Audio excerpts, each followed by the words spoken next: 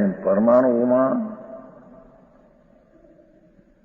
વિકાસ થવાની યોગ્યતા છે શક્તિ, પણ એ તો વ્યવહાર બહુ દૂર છે.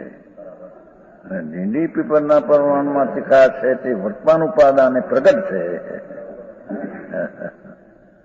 સમજાણું કાંઈ? એની લાયકાત વાળી ચીજ વર્તમાન છે, ઓલી તો તિરાડ છે.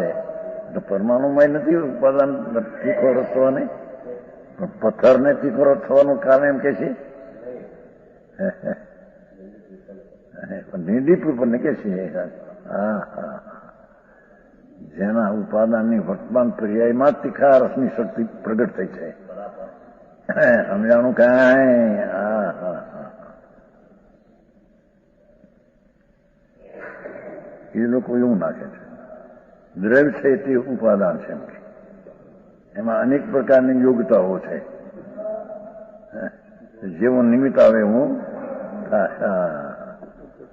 એ વાત જ ખોટી. દ્રવ્ય જે ઉપાદાન છે વ્યવહાર ઉપાદાન, ધ્રુવ ઉપાદાન. હા હા, વર્તમાન ક્ષણિક ઉપાદાન બે આવે છે ને, આવ્યું છે ચેતન ચિદવિલાસમાં આધાર આપ્યો સંશ્રીનો અસંશ્રી આપ્યો છે. ક્ષણિક ઉપાદાન અને ધ્રુવ ઉપાદાન એનું કારણ છે બાપુ, એક શબ્દમાં કંઈક રસ છે. ધ્રુવને ઉપાદાન કહેવું એ તો એની શક્તિ છે એટલો વ્યવહાર સિદ્ધ કર્યો, પણ પ્રગટ પર્યાયમાં જે નિર્મળ દશા પ્રગટ કરે છે એ પોતે ક્ષણિક ઉપાદાન તે વર્તમાન ઉપાદાન છે, તે યથાર્થ છે, નિશ્ચય છે. સમજાણું કાંઈ? અરે હવે ક્યાંનું ક્યાં જાય, ક્યાંનું ક્યાં જાય.